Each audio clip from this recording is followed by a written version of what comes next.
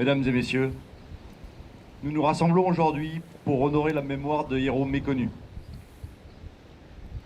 Cet instant est pour nous celui du recueillement, le moment d'une pensée, d'une prière, pour témoigner de notre volonté de perpétuer la mémoire, le souvenir de nos héros et de rappeler les valeurs qu'ils ont défendues, le courage, l'abnégation, le don de soi, le don de leur vie.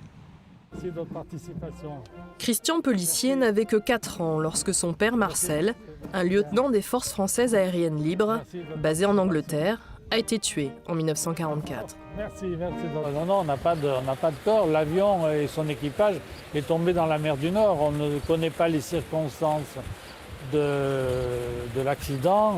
On suppose que 2 avions se sont un peu télescopés et qui sont tombés comme ça. Yvonne Final n'a pas non plus connu son père Wilson. Lui aussi a perdu la vie en rentrant d'une mission. Je crois qu'il n'a pas vu non plus son enfant, qu'il ne m'a pas vu à la naissance. Il était déjà parti en Angleterre et donc je l'ai enfermé dans mon cœur, dans mon corps et j'ai grandi avec cette présence absente en moi. Ça n'a pas été facile.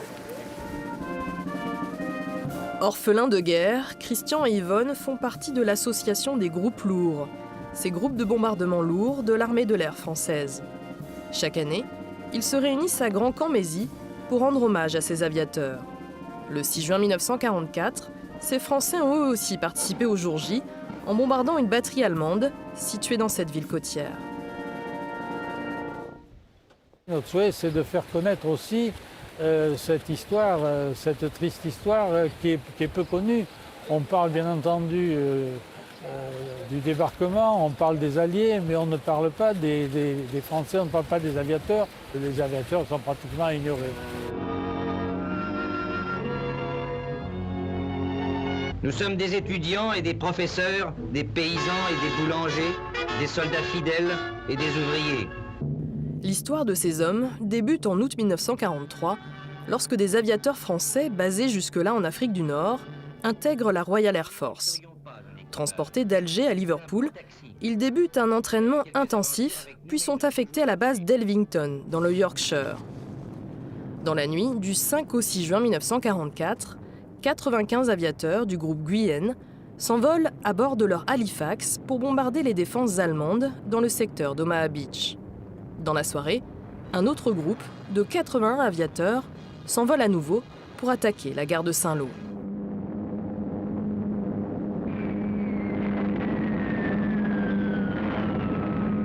Ces 2 missions sont un succès. Jusqu'en avril 1945, les groupes lourds accomplissent près de 3000 sorties.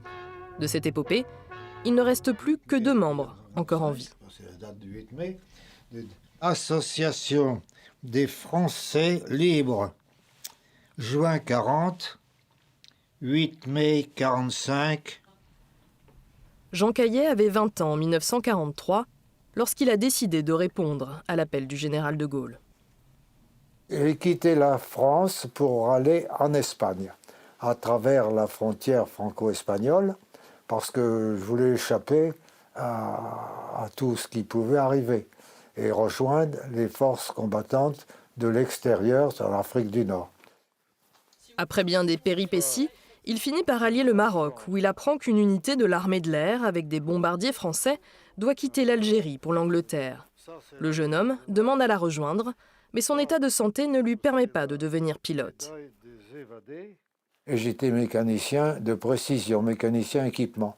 Ce que j'ai fait toute la guerre, c'est-à-dire m'occuper des avions pour les instruments de bord et instruments de navigation.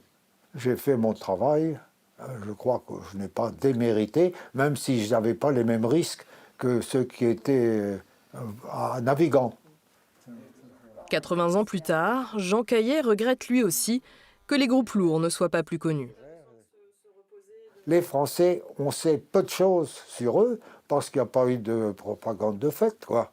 Alors, c'est malheureux, Mais les groupes français, il n'y en avait pas énormément, mais il y en avait.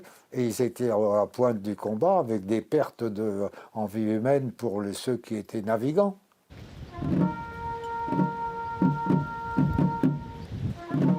Oubliés, les groupes lourds ont pourtant payé un lourd tribut durant la Seconde Guerre mondiale. 216 hommes ont été tués, soit près d'un tiers des équipages. Depuis 2023, leurs noms sont inscrits sur le monument de Grand-Cambésis qui leur rend hommage.